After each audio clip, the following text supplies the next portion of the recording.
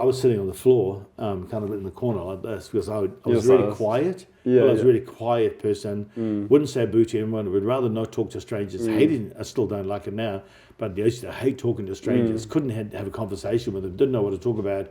You'd rather just shut my mouth, sit down, and not say anything. And really quiet, introverted person, because of all of this stuff. And so the moment they started playing, sorry. So it was coming through the Yeah, roof. so the moment they started playing, this cloud came down through the center of this pyramid, and I freaked out because I'd never seen and never felt such power in my life. And I was like, so I got as close as I could, and I was really flexible in those days. So I put my elbows between my legs, put my head down as far as I could go, and just sort of sat there thinking, as soon as they're finished, I'm leaving. I'm leaving. I'm out of here. I'm done. This is beyond me. I'm not going to do this. I'm done. Like, they can do whatever they're doing. I'm out of here. And they carried on playing. And then this girl started singing in this most beautiful, I didn't know what it was. It was language. This most beautiful language that I'd never heard before. But it was so, like, it pulled my heart. And I got curious, so I opened my eyes and lifted my head to look at this girl. So this is in the physical? In the physical world. And this girl had this white cloud, was down about here. She had her hands in the cloud like this, and hands were up, and she was singing into this cloud. I now know it's called tongues. Yeah, right. But she was singing in this language, and with this abandoned expression of love in her face that hooked me. And in my heart, I looked at that face, I looked at this thing, and I said, that, whatever that is, I want that thing. That's the thing I've been looking for all of my life. So what was the cloud?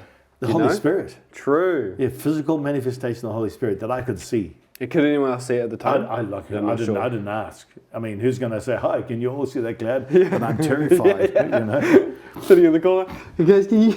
Yeah. Do you guys see that? You know, it didn't work. And so, anyway, obviously the guys who took the group knew that something had gone on, because they rang us the next morning and said, hey, listen, would you and Kay like to come around, just talk about what happened last night? And so we got around there, and then they started talking about Jesus to Kay and I was like, these guys are religious nuts. Like, I don't want to become religion. I don't want religion. Yeah. And so, well, that's still the case, isn't it? well, exactly.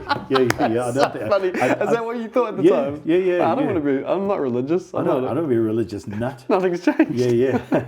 They started talking to Kay and I about Jesus and about the cross and about all of this stuff, and I was like, man, what's going on here? But I could feel Kay was being drawn because of her brokenness. And they said at the end of about 2.5 hours, they said to us, do you want to ask Christ into your life? You got to remember, this is a Baptist, right? Do you want to ask Christ into your life? So they went through the church age prayer thing with Kay of, you know, and they functioned out of what they knew, you know, in their day. And they led her to the salvation prayer. And when that happened, this jolly white cloud came down over her life. Now, I knew what Kay looked like, right? And it came down over her life, and Kay started to cry. And over that hour-long period of her crying, I watched her face physically change in front of my eyes. That's crazy. At that stage, Yahweh removed every single blemish of venereal disease and the viruses out of her body. The incurable ones and everything. Incurable ones. Gone out of her body. And I didn't know what was happening to the body, but I watched her face change. The lines of bitterness and self-hatred and anguish and pain and rejection, I watched it disappear from the marks of Mum's face. And so at the end of all of that, I was like, okay. Well, yeah, no, I was like, I don't want this Jesus thing, but that thing, that white cloud, like, I didn't know. I got no reference point, come on. But that white cloud thing that came down, the same white cloud, that I want that thing, I want that thing. And so did you say that to them at that point? No, still? No, yeah. So, you're hiding it? Yeah. So they then said, do you want to become born again? And she did it, so I better. Yeah. And so she hooked you in. The girl got you. Yeah, they led me through the sinner's prayer, but nothing happened. I was so gutted. I was absolutely gutted. But here is something that happened. Without anyone ever saying anything to us, on our way home, both Mum and I, or Kay, who was my girlfriend then, we were sleeping together in the world.